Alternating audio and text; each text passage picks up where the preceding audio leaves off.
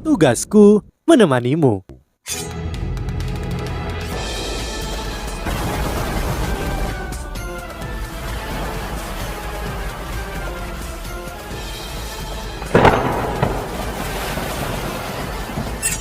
Hai sahabat Pasuk, kembali lagi bersama alur cerita versi novel Solen 2 Sekte Tang yang tak tertandingi. Jangan lupa like, subscribe, dan nyalakan tanda lonceng.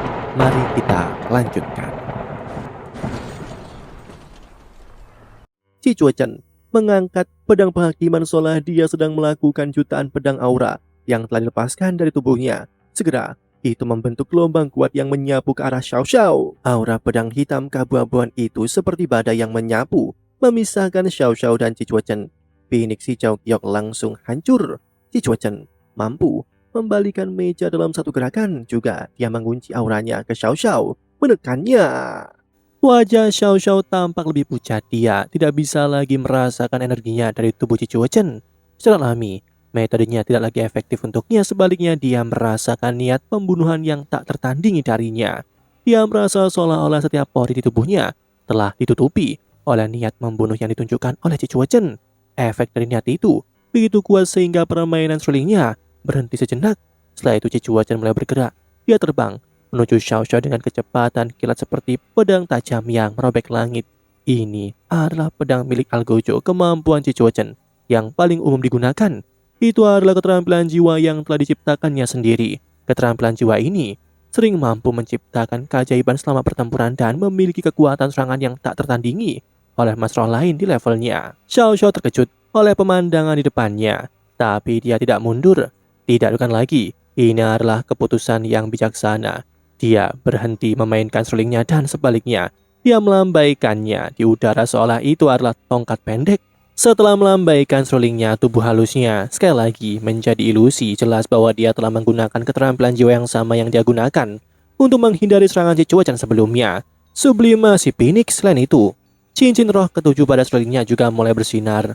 Saat bila bertabrakan dengan targetnya, sekali lagi itu hanya berhasil menebas sosok ilusi Xiao Xiao. Hal yang paling kuat tentang sublimasi Phoenix adalah kemampuannya untuk memungkinkan penggunanya membebaskan diri dari kuncian lawan. Bahkan niat pedang Ci Chuechen tidak bisa menyerang Xiao Xiao, namun kali ini Ci Chuechen menyerang dengan tubuhnya. Oleh karena itu dia berhenti tepat di sebelah tubuh asli Xiao Xiao setelah menghancurkan sosok ilusi. Cahaya pedang penghakiman menjadi lebih kuat saat energi hitam pekat langsung melonjak di sekitarnya. Saat Ci Chuechen melepaskan aura pedangnya yang menakutkan, udara di sekitarnya mulai pecah. Ci Chuechen tahu bahwa tidak ada keterampilan jiwa yang bisa dieksekusi tanpa henti. Oleh karena itu ia meluncurkan serangannya tepat pada saat ketika Xiao Xiao tidak lagi dapat menggunakan sublimasi Phoenix untuk menghindari serangannya. Namun sesuatu yang tidak terduga terjadi. Tubuh Xiao Xiao berubah menjadi seberkas cahaya hijau sebelum melebur ke dalam seruling 9 Phoenix. Setelah itu seruling mengeluarkan pekikan Phoenix cerah saat membuka sepasang sayap hijau raksasa dan berubah menjadi burung Phoenix hijau terbang. Pada saat yang sama, cincin hijau besar turun dari langit dan mengikat tubuh Ci Chuechen. Meskipun itu hancur hampir seketika oleh aura pedang mendominasi Ci Chuechen, itu memberi Phoenix hijau cukup waktu untuk terbang. Phoenix hijau sebenarnya adalah wujud roh pelindung. Sekali lagi Xiao Xiao dapat mengejutkan teman-temannya dengan keterampilan jiwanya. Phoenix hijau terbang melebarkan sayapnya sebelum mengepakkannya dengan intens. Ketika cincin roh ke-6 di tubuhnya mulai bersinar. Setelah itu cahaya hijau turun dari langit. Itu adalah replika dari seruling 9 Phoenix. Masing-masing dari mereka telah diperbesar sedikitnya 10 kali. Ukiran ke-9 burung Phoenix di atasnya sangat halus. Setelah mendarat di tanah, pilar-pilar itu menjadi beku, seolah-olah itu adalah struktur yang telah ada di sana selama ini. Tubuh Ci Chuechen awalnya siap untuk mengejar Xiao Xiao, namun setelah pilar-pilar itu mendarat, ia mendapati bahwa ia tidak bisa bergerak. Pilar Phoenix itu adalah keterampilan jiwa ke-6-nya. Saat Phoenix hijau di langit mengepakkan sayapnya lagi, gelombang suara yang dilepaskan oleh pilar Phoenix tumbuh intens. Jika seseorang memperhatikan mereka, orang akan melihat riak samar di udara. Menyerang dengan gelombang suara adalah kartu traf sejati seruling 9 Phoenix. Semua keterampilan jiwa sebelumnya menggunakan gelombang suara, tetapi penggunaannya tidak sejelas pilar Phoenix. Kali ini Ci Chuechen benar-benar diikat oleh gelombang suara karena tubuhnya bergetar di bawah pengaruhnya aura pedang di sekitarnya saat dia mencoba membebaskan diri dari dampak gelombang suara. Seruling 9 Phoenix Xiao Xiao mungkin hanya memiliki 7 cincin roh, tapi Semuanya adalah cincin roh puluhan ribu tahun, kecuali cincin pertamanya. Dengan bimbingan penatua asuhan dia mencapai tingkat kendali sekarang.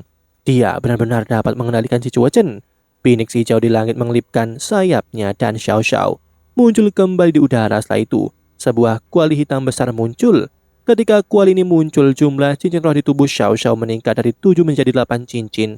Jiwa bela diri utamanya telah memiliki 8 cincin roh.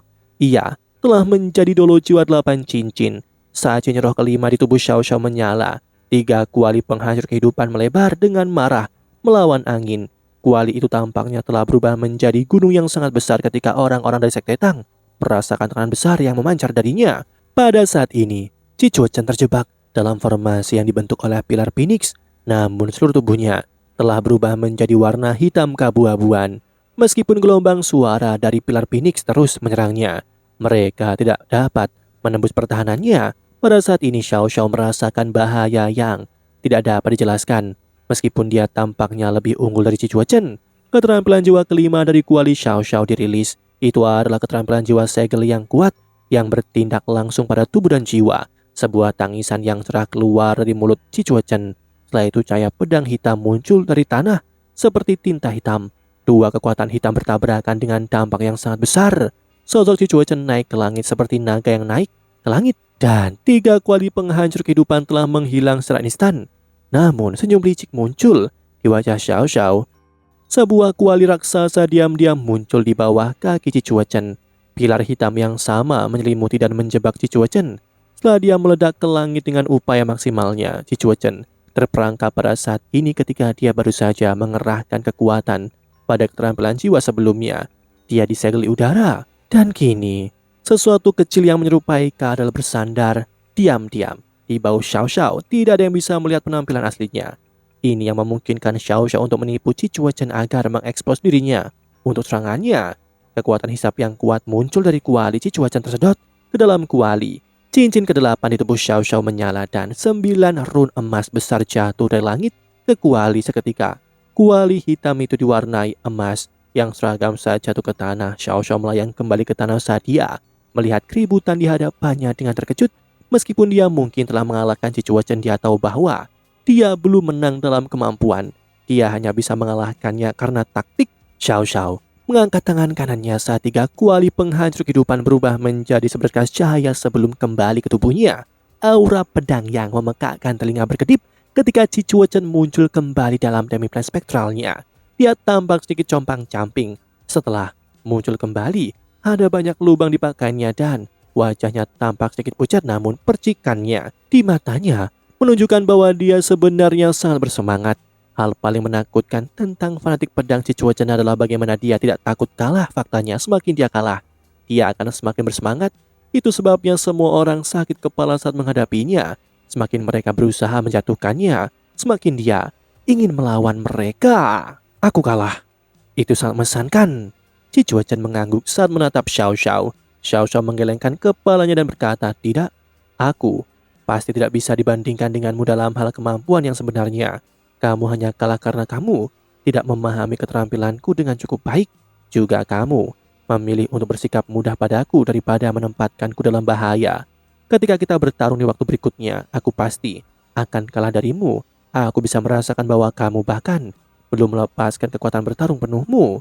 Cicuochen menggelengkan kepalanya dan berkata, "Ini masih merugi. Pada akhirnya, aku bisa merasakan bahwa kamu tidak habis-habisan padaku juga. Akan sangat sulit untuk mengatakan siapa yang akan menang jika kita bertarung sampai mati. Tapi itu hanya akan mengakibatkan cedera serius bagi kita berdua." Kata-kata Cicuochen biasanya sangat objektif, oleh karena itu pujiannya telah mengangkat Xiao Xiao ke status baru. Itu sangat berarti tentang kemampuan Xiao Xiao ketika dia bisa menahan diri melawan fanatik pedang. Echa itu menganga ketika menatap Xiao Xiao. "Xiao Xiao, aku tidak percaya seberapa kuatnya dirimu. Jika kita bertarung dalam jarak fisik tetap, aku bahkan mungkin tidak bisa mengalahkanmu." Xiao Xiao mengayunkan tinjunya ke arah Echa itu dan berkata, "Jadi sebaiknya kau berhati-hati. Jika kau berani menggertakku di masa depan, aku akan memastikan aku akan menjatuhkanmu." Echa itu memberinya senyum canggung dan berkata, "Kamu adalah orang yang menggangguku setiap hari sekarang. Kapan aku pernah menggertakmu? Lihat, kamu bahkan menggigitku kemarin." Setelah itu dia mengungkapkan tanda di bahunya. Wajah Xiao Xiao menjadi merah saat dia berbalik dan melarikan diri. Orang-orang yang mendengarkan percakapan mereka tertawa terbahak-bahak. Baiklah, sekarang setelah mereka selesai, itu adalah giliran kami. Suara Tang Wutong menarik perhatian semua orang. Mereka bingung tentang apa yang dia maksudkan. Mata si Chua Chen berbinar saat dia melompat maju. Ya, mari kita lakukan. Wo Yuhao tertawa dengan marah sebelum berkata, Hei, hei, hei, aku tidak akan membiarkan melawan istriku. Selain itu, aku tidak berpikir kamu dapat menahan pukulannya bahkan semenit pun. Dengan keadaanmu saat ini, istriku tidak mudah dihadapi. Saat dia mengklarifikasi, dia melangkah ke tanah pertarungan dengan Tang Wutong. Bebe menatapnya dan bertanya, Adik junior, apa yang kamu coba lakukan? Wo Yuha menghela nafas dan menjawab, Wutong sangat terinspirasi oleh apa yang dilihatnya dan mengatakan kepadaku bagaimana perempuan tidak boleh didiskriminasi. Karena itu dia menantangku untuk berduel. Bebe terbatu dengan tatapan mengejek di wajahnya. Dia tidak berani mengatakan apa-apa. Dari sorot matanya, dia sepertinya berkata, Semoga beruntung adikku. Susan si tampaknya tidak takut apa-apa saat dia berseru pada Wo Yuhao. Adik junior, lakukanlah. Kamu harus berjuang untuk semua pria di dunia. Jiang Nanan memutar matanya dan berkata, Sepertinya kau cukup percaya diri ya. Ayo bertarung denganku. Susan si menggelengkan kepalanya dengan sungguh-sungguh sebelum berkata, Tidak mungkin, lupakan saja. Gunakan teknik tidurmu. Hanya setelah kita kembali ke kamar, aku berjanji tidak akan menolak. Jiang Nanan meluncurkan dirinya ke udara saat dia menendang Susan si, namun dia sudah memerah. Tang Wutong dan Wo Yuhao kini telah mengambil posisinya. Wo Yuhao fokus pada pertempuran yang akan terjadi. Kemampuan Tang Wutong saat ini tampaknya merupakan kombinasi dari kemampuan Wang Qiu'er dan Wang Dong'er. Dia juga sudah menjadi Feng Hao dulu. Ketika datang ke kemampuan individu, dia mungkin yang terkuat di seluruh sekte Tang. Meskipun Wo Yuhao didorong oleh banyak rohnya, dia tidak bisa berpuas diri saat melawannya. Bebe, Susan, Chaito dan yang lainnya berhenti bermain-main. Xiao Xiao diam-diam kembali ketika dia mengambil tempat di samping Chaito. Sejujurnya, semua orang cukup tahu bahwa dua kultivator terkuat di sekte Tang tidak lain adalah Wo Yuhao dan Tang Wutong, namun mereka tidak yakin seberapa kuat keduanya. Ketika Wo Yuhao bekerja sama dengan Tang Wutong untuk melawan dua Feng Hao Dolo jahat, mereka telah sepenuhnya menunjukkan kekuatan keterampilan fusi jiwa bela diri. Pertarungan satu lawan satu adalah demonstrasi sejati dari kemampuan individu. Itu akan menunjukkan kepada semua orang betapa kuatnya mereka, dan itu adalah sesuatu yang ingin diketahui oleh semua orang dari sekte Tang. Dan QQ yang berdiri di satu sisi bergerak untuk berbicara dengan Tang Wutong.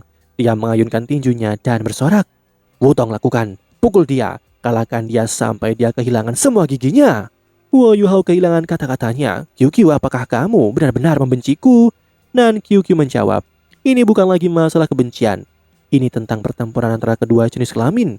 Nyonya, apakah aku benar? Kata-katanya mendapat dukungan dari teman-temannya. Susan si kemudian bersorak keras, Yuhao, kamu bisa melakukannya. Saudara Ji telah kalah di babak pertama. Kamu tidak boleh kalah lagi. Jika kamu kalah, aku khawatir setiap pria di sekte Tang harus berjalan dengan kepala tertunduk. Wo Yuhao menghela nafas. Itu mudah baginya untuk mengatakan, aku tidak berpikir itu akan menjadi pertarungan yang mudah melawan Wutong. Wo Yuhao memusatkan pandangannya pada Tang Wutong. Bibi berjalan maju beberapa langkah sebelum menyatakan, aku akan menjadi wasit untuk duel ini. Apakah kalian berdua siap? Dibandingkan dengan duel sebelumnya antara Chi Chua Chen dan Xiao Xiao, duel ini jelas jauh lebih formal. Sampai sekarang para petinggi sekte Tang bukan satu-satunya penonton. Setelah mendengar keributan di atas bukit, banyak instruksi jiwa dari 3 legiun telah meninggalkan daerah peristirahatan mereka dan mengelilingi bukit itu untuk menyaksikan duel yang akan datang. Setelah mendengar bahwa mereka akan menyaksikan duel antara Wo Yuhao dan Tang Wutong, mereka semua tampak lebih bersemangat. Demikianlah kisah untuk kali ini. Sahabat Pasuk, jangan sedih, jangan bimbang, apalagi galau. Karena aku kan selalu menemanimu.